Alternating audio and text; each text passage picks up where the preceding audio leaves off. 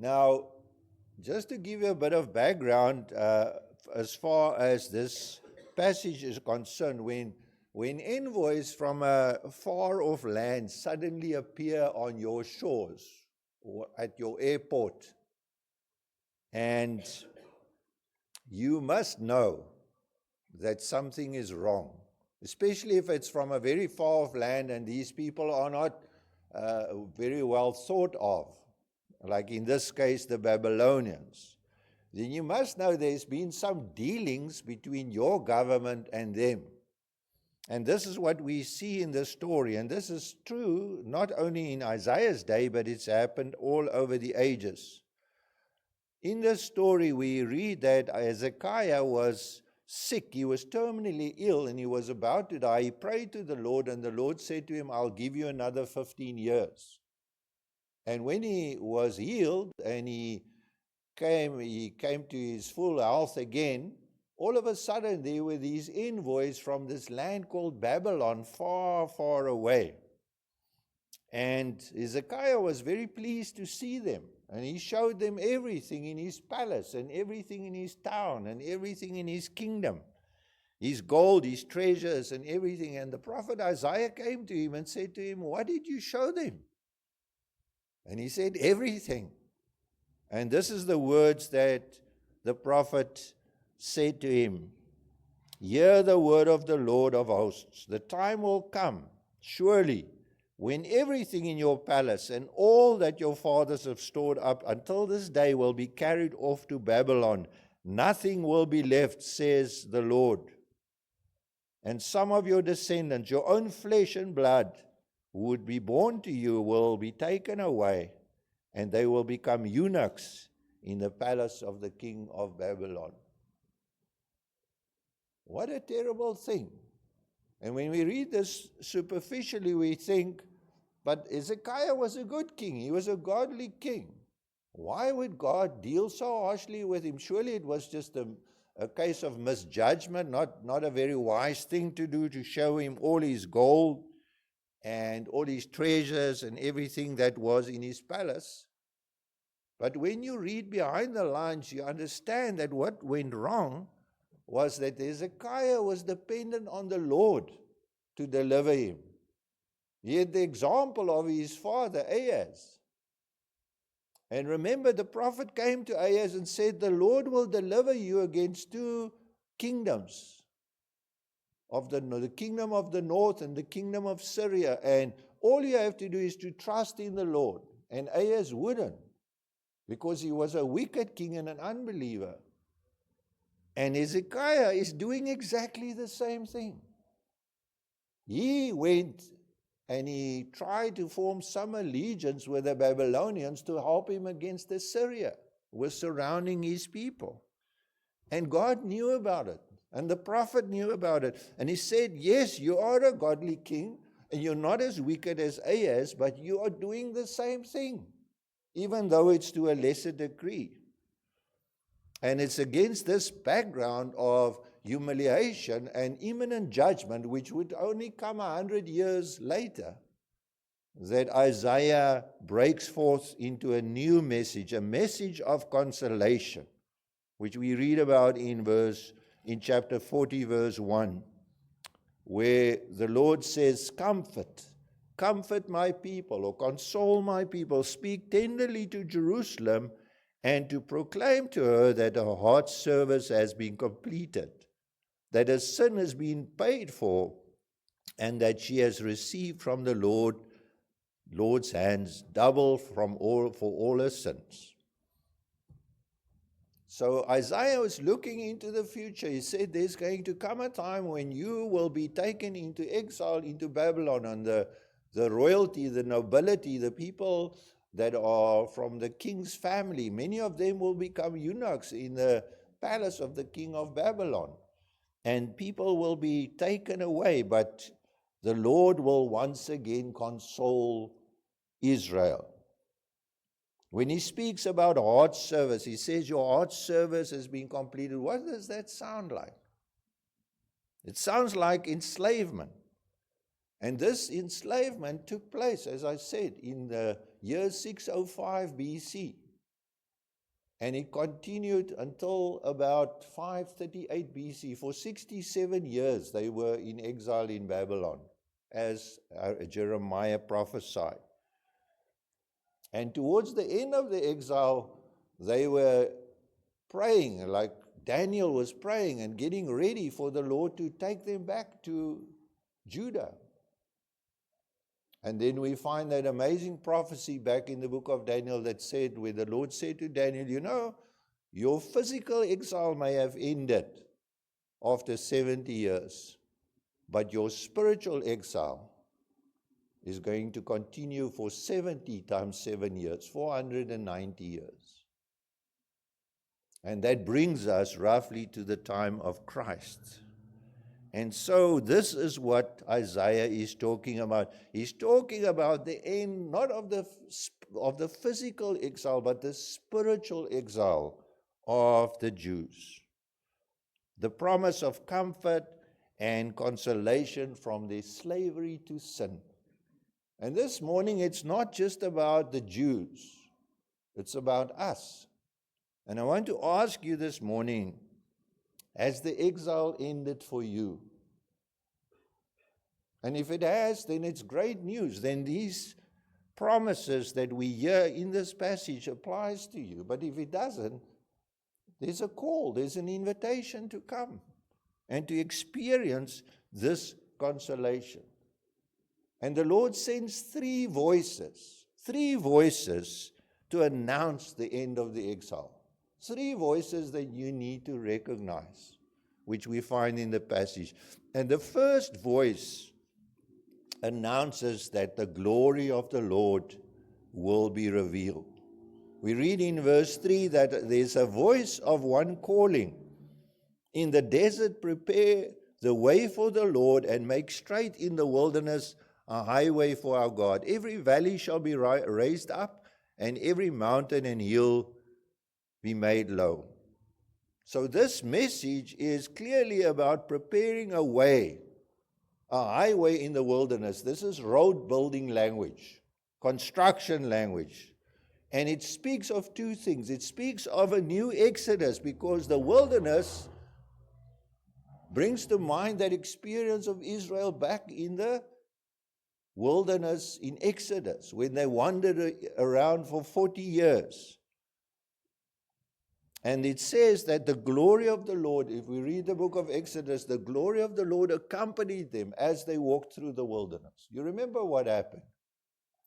Whenever they pitched camp, the glory of the Lord would descend on the tabernacle, and there they would come to rest.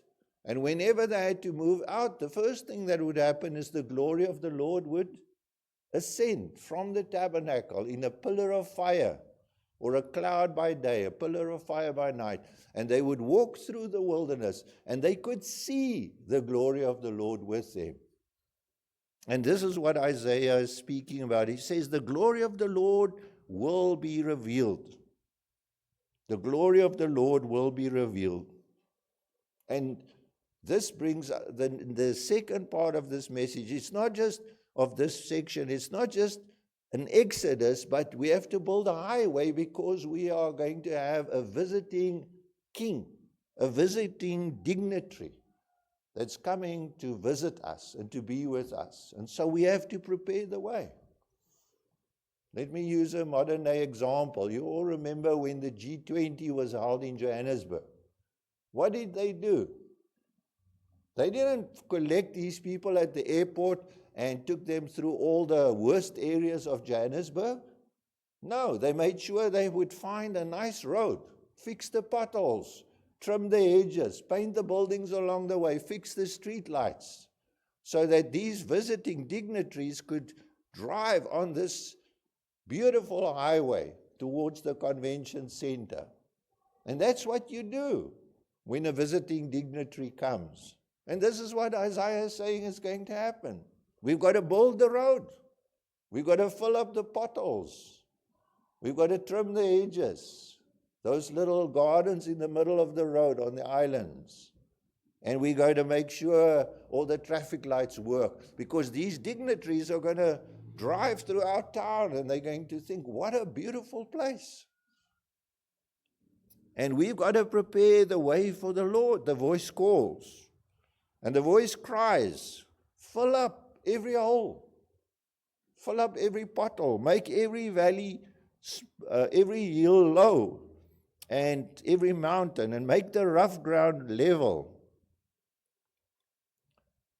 And Isaiah uses this language also of a triumphal procession. He says, this will be for your city. Your gates of your city will always stand open. They will never be shut day or night. And the kings of the world would be led in triumphal procession.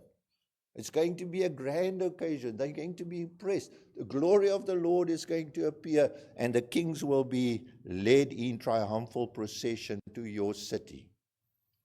And not only you, the Jews will see it, but the glory of the Lord, he says, will be revealed so that all mankind can see it. Every single person will be able to see it.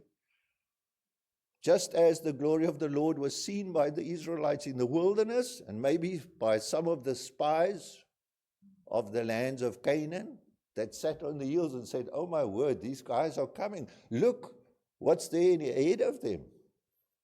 This time the whole world will see. And this day will come when the spiritual exile will end. And the sign that it is about to happen is that the glory of the Lord will be there. That would be the first sign. The glory of the Lord will be revealed. But then there's a second voice that cries out.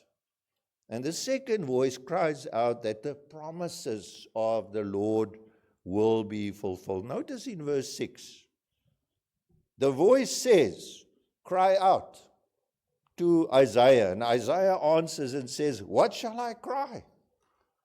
And says, Isaiah, cry this, shout this. All men are like grass, and their glory is like the flowers of the field. The grass withers, and the flowers fall, because the breath of the Lord blows on them. Surely people are grass. The grass withers and the flowers fall, but the word of God stands forever. And this is what Isaiah had to cry. It says, you are like grass. You may feel strong, and maybe if you're in your youth, maybe in your 20s, you feel vigorous and strong, and you want to achieve much. Maybe earn degrees, build a career, build a family. But the point is, whatever you achieve in life, whether it's great or small, whether it's a vast number of things or very little, measured against eternity, our lives are finite. Our lives are infinitesimally small. And whether I've got 3 PhDs and 10 million rand in the bank, when my life comes to an end, all those things count for nothing. In the midst of life, we are in the midst of death.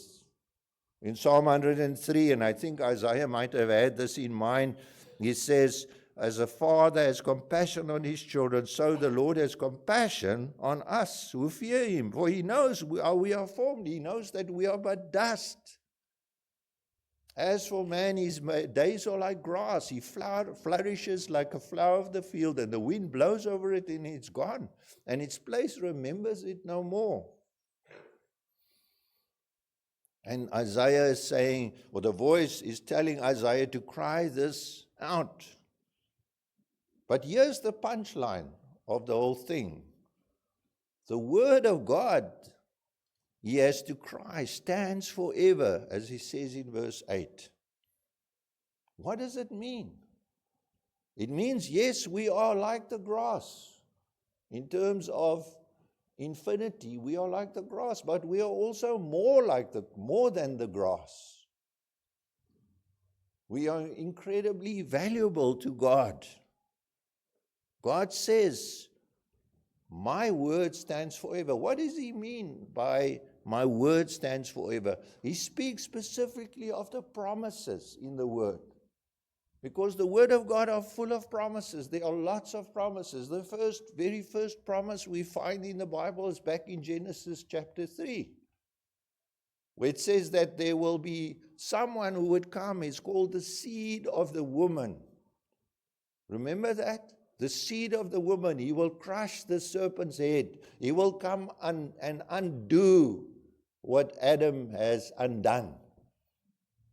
And then later on we read that the promise is made to Abraham, that there will be someone called the seed of Abraham.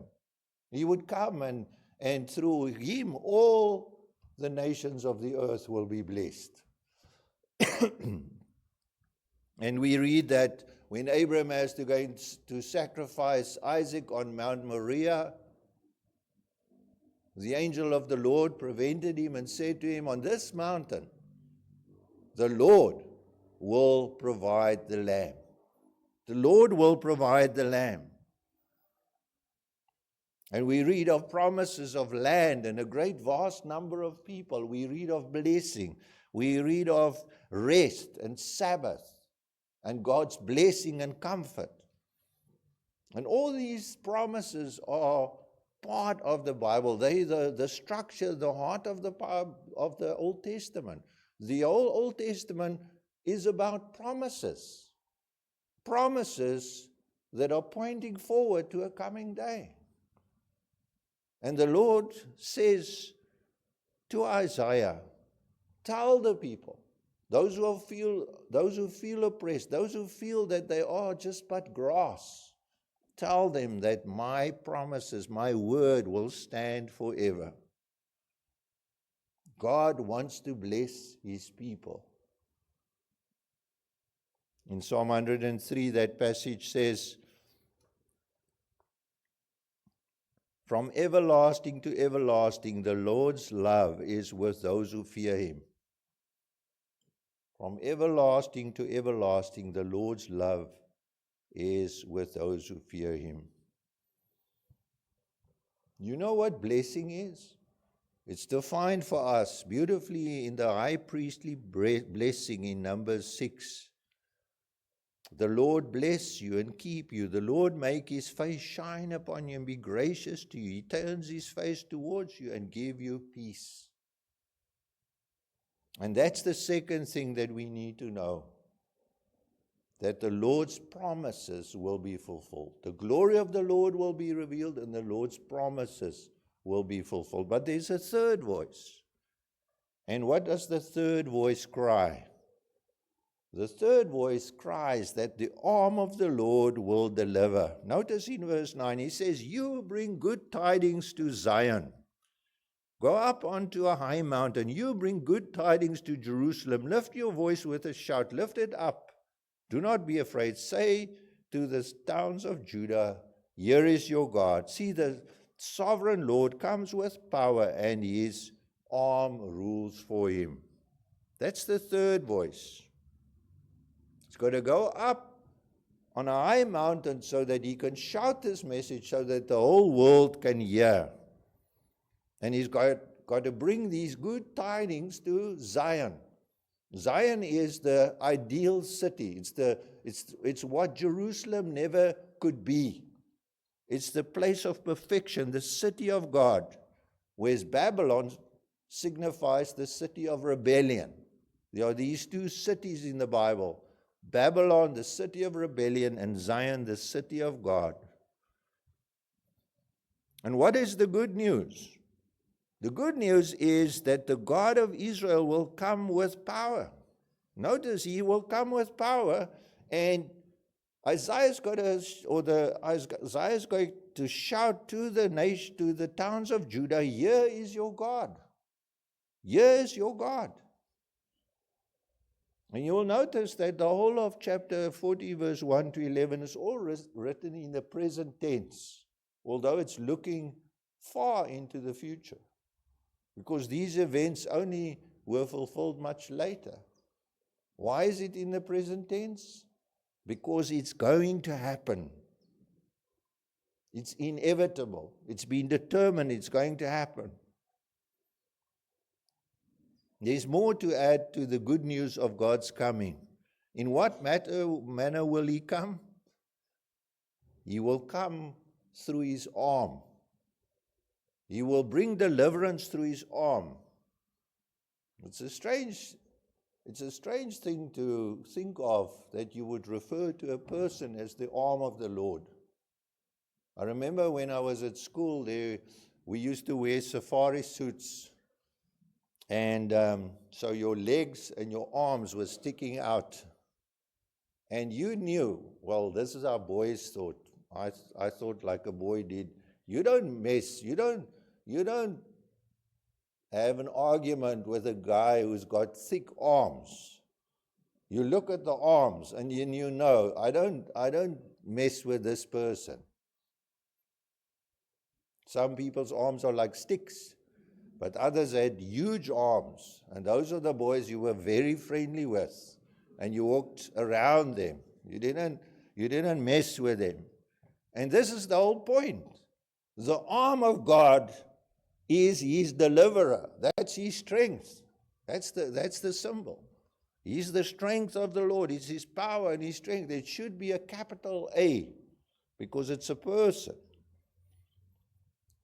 But here's the thing, you know what the reward is? It speaks of the reward of the arm of the Lord. What is His reward? His reward is His people. He says, His reward is with Him and His recompense accompanies Him. That means those He delivers, they are His reward. They are the ones who accompany Him, all those He has delivered. And what will He do with them? Verse 11 says, He tends His flock. These people He delivered, He tends them like a shepherd. He gathers them like lambs in His arms. Isn't it good to know that the person with the biggest arms, the strongest person, is tending us like a shepherd, carrying us like lambs in His arms? He's the one that is able to protect us because He's the arm of the Lord. And this is the third fulfillment that these three voices predict. Now the question is, how are they fulfilled? And they are all fulfilled in the arrival of the Lord. They are all fulfilled in the arrival of the Lord, and you have to believe the good news. What is the good news? We read again and again that Isaiah is going to go up onto a high mountain and shout this good news. In Greek, this good news is called the gospel, the euangelion. It's translated as gospel in the New Testament. You know how the New Testament connects all these together? How is this fulfilled in history? How Isaiah 40 verse 1 to 11 is fulfilled? Well, we read in the Gospel of Mark, in chapter 1, verse 1 and 2, this is the beginning of the gospel about a person called Jesus, the Christ, the Son of God. And then he goes directly to quote Isaiah. He says, it's written in Isaiah the prophet, I will send my messenger ahead of you. He will prepare your way. A voice of one calling in the desert, prepare the way for the Lord. So when the New Testament writer quotes the Old Testament, he doesn't say you just read that one verse. What he's saying to you is going, look at the context. I'm referring to this passage in Isaiah 40. You've got to go and read the context and see what it's all about. It's about three voices bringing consolation, three voices announcing that the glory of the Lord will be revealed, the promises of God will be fulfilled, and the arm of the Lord will deliver. That's what you've got to note. And how is it done? Well, we read that Jesus is the glory of the Lord revealed. In John 1, verse 1 and 14, we read the following. In the beginning was the Word, and the Word was with God, and the Word was God, and He came and He pitched His tent among us, and we have seen His glory, the glory of the one and only. So the glory of the Lord is Jesus. How's the word of God fulfilled? In 2 Corinthians 1 verse 20, we read, for no matter how many promises God has made, if you read through the Old Testament, you write down all the promises, no matter how many the promises of God that He has made, they are all yes in Christ. All the promises of God are yes in Christ. And the arm of the Lord, Jesus is the arm of the Lord who delivers. In John 12 verse 38 we read, this is to fulfill the word of Isaiah the prophet, Lord, who has believed our message, and to whom has the arm of the Lord been revealed? The arm of the Lord is Jesus. And so, my friends, these three voices speak of three different aspects of the coming of God's deliverance. At the end, not of the physical exile after Babylon, but 470 years later, 70 times 490 years later, 70 times 7, when Christ would come and He would reveal the glory of the Lord, He would fulfill all the promises of God, and He would deliver His people. And this is why Jesus says in Mark 1 verse 15, the time has come, the kingdom of God is near, repent and believe the good news. That very good news that Isaiah was speaking about. And you know, my friends, this passage, this Isaiah 40 verse 1 to 11 is so important that all four of the gospel writers, all four of them, quote this passage and speaks extensively on how Jesus fulfills these promises, these prophecies. And so my question this morning is, have you been consoled? Have you experienced the comfort of God? Have you heard the gospel? Have you heard the good news? Have you made it your own? It's not just an intellectual exercise to say, oh, now I understand now what Isaiah is wanting to say. You know, it's very interesting. I wonder what's for lunch. That's not the point. The point is, so what? What are you going to do with it? If Christ fulfilled these things, if He is the glory of the Lord, if He is the one who fulfills all the promises of God, if He is the one who is the arm of the Lord that will deliver, what will you do with it? Because you see, my friends, the deliverance is from one thing only, as you noticed in the passage. What is the deliverance from? It says, your heart's service has been completed, and your sin has been paid for, and you have received from the Lord's hand double for all your sins, no matter what you have done. Amen.